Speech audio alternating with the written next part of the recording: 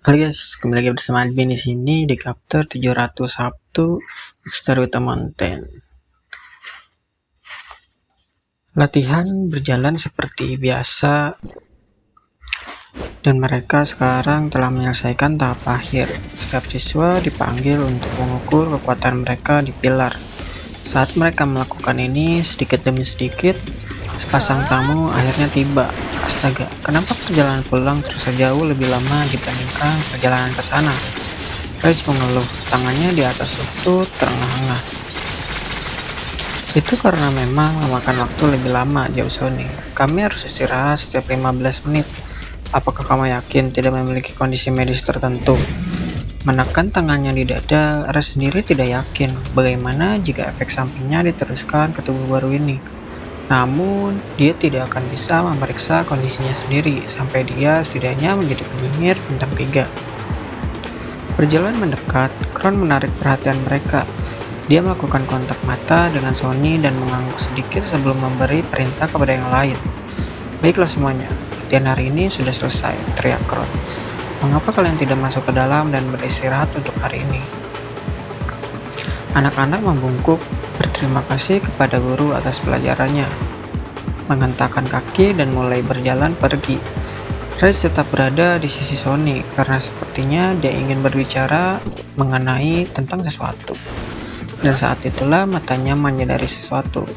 Kenapa dia berjalan dengan sedikit kencang, pikir Rage. Kedua orang dewasa itu terus saling berbisik. Dari apa yang dia pelajari, Kron dan klan Brigade Merah memiliki hubungan yang cukup baik. Cukup untuk meminta bantuannya untuk menjaga mereka. Sepertinya mereka baru saja mendiskusikan hal pertemuan hingga keduanya menoleh ke arah Rage. Apakah kamu berkeberatan mencoba pilar pengukur lagi? Kron bertanya. Gunakan saja shift 2 langkah seperti sebelumnya. Tidak peduli, dia berjalan ke pilar dan mempersiapkan diri. Apakah mereka mencoba melihat apakah aku memiliki potensi untuk bergabung dengan Akademi Pagna? Kalau begitu, aku rasa mereka tidak akan menyukai hasilnya. Rage telah melewati langkah-langkah itu dengan sempurna dan tampak penuh harapan di mata Sony. Hingga saat-saat terakhir tinjunya dilempar. Mengapa begitu lemah? Sony berseru keras-keras. Karena betapa kejutnya dia dan angka yang muncul di pilar segera membuktikan dengan munculnya angka 6. Kron berteriak sambil menggelengkan kepalanya. Meski dia tidak mempercayainya, tapi Rage tahu alasannya. Sederhana saja. Dia kelelahan menaiki semua tangga itu, jadi pukulannya kurang kuat dibandingkan yang terakhir kali. Apakah kamu tidak menyerap pil ki yang kuberikan padamu? Kron bertanya. Pilnya sudah habis, jadi Rage berpikir lebih baik berbohong dalam situasi ini, terutama jika Kron memintanya kembali.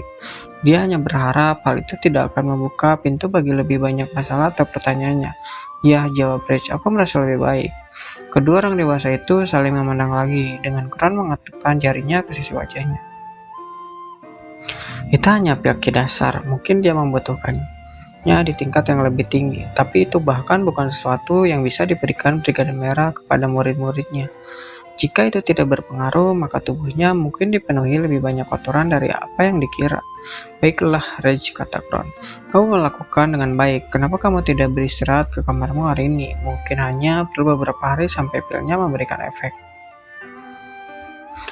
Saat berjalan pergi, Rage bisa melihat mereka berdua masih membicarakan sesuatu. Tapi dia tidak punya alat atau mantra untuk menguping. Tidak ada keraguan tentang dirinya, sesuatu yang mereka tidak ingin dia dengar. Aku tahu Tuan Kron berbohong tentang pil itu. Aku juga ingin tahu apa dampaknya terhadap aku.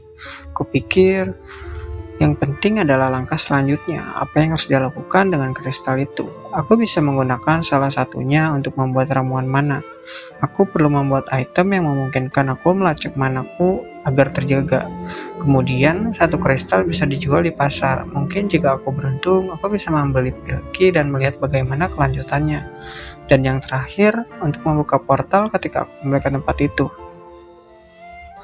Masalah utamanya adalah untuk mendapatkan barang-barang yang kubutuhkan. Entah bagaimana aku harus kembali ke kota. Pada malam hari, semua pasar akan tutup. Ini mungkin sulit. Bagaimanapun, ini waktunya akan mengambil kristalku. Rice berpikir ketika dia memasuki aula utama. Sesaat sebelum pelatihan berakhir, Grant sudah memasuki kamar Safa, geram dengan apa yang terjadi sebelum ia menyadarinya. Amarahnya telah menguasai dan dia telah menghancurkan semua yang ada di ruangan itu, termasuk kasur. Namun, dia menemukan pot emas karena entah bagaimana dia menemukan kristal. Menarik keluar yang dia lihat, dia merasakan ada sesuatu lain di bawahnya. Akhirnya Grant mengeluarkan keempat kristal itu. Dia menyatukannya di tangannya dengan mata berbinar sama seperti kristal itu sendiri. Aku benar-benar memiliki 4 benda ini di tanganku. Ini sulit dipercaya bagaimana anak-anak itu bisa memiliki sesuatu seperti ini di kamar mereka. Apakah ini semacam kekayaan yang ditinggalkan keluarga mereka? Pikir Grant sudah memikirkan semua hal yang bisa dia lakukan dengan kristal itu. Dengan mereka, dia bahkan tidak perlu mengkhawatirkan Tuan Crown lagi. Tersadar dari lamunannya, dia menggelengkan kepalanya dan melihat keadaan ruangan. Sial, sebaiknya aku pergi dari sini. Selama tidak ada yang melihat aku di sini, mereka tidak bisa menyalahkanku sepenuhnya. Mereka hanya bisa curiga. Mengambil langkah ke depan, pintu terbuka dan Safa berdiri dalam ruangan. Segera matanya melihat ke satu hal. Itu bukan keadaan ruangnya, itu bukan Grant, itu adalah kristal yang ada di tangannya.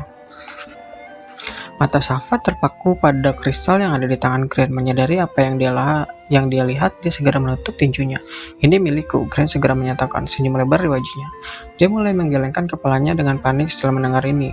Dia ingat kata-kata kakaknya dengan panik. Hanya dia yang tahu tentang kristal itu, dan jika kristal itu hilang, lalu bagaimana dia menjelaskan apa yang terjadi? Semua kesalahan akan dilimpahkan padanya, dan hubungan mereka berdua akan rusak. Dalam upaya putus asa, dengan semua pikiran memenuhi kepalanya, dia menyerang ke depan bertujuan untuk merebutnya dari tangan Grant. Idiot, kata Grant, sambil menarik tangannya. Dan dengan tangannya yang lain, dia mengepalkan tangannya.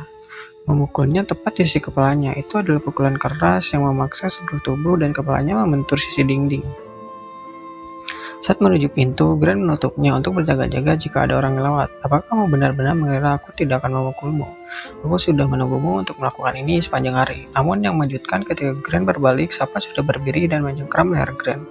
Keduanya jatuh ke tanah dan sekarang dia mencoba mengangkat tangannya untuk mendapatkan kristal itu. Itu bukanlah pertarungan antara dua seniman bela diri. Safa tidak tahu banyak sejak awal. Itu adalah upaya putus asa darinya untuk melakukan apapun yang dia bisa untuk mendapatkan kristal itu dari tangan Grant. Hal itu hampir mustahil. Menggunakan seluruh kekuatannya, dia tidak bisa membuka satupun jarinya. Jadi sambil membuka mulutnya, dia lalu menggigit sisi lengan bawahnya dengan keras. Giginya tenggelam dan dia merasakan sedikit terasa besi di mulutnya.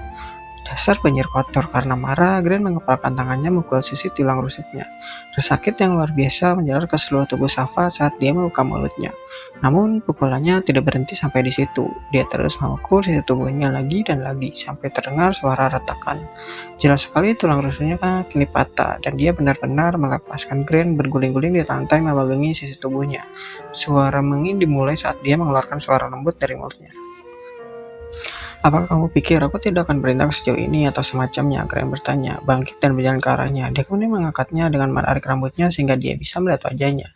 Dia meletakkan kristal-kristal itu di sakunya dan sambil mengangkat tangannya ke atas, dia mengayunkan tangannya dengan telapak tangannya terbuka dan menamparnya tepat di pipinya, mengirimkan gelombang kejut yang hampir kecil ke dalam ruangan itu sangat keras.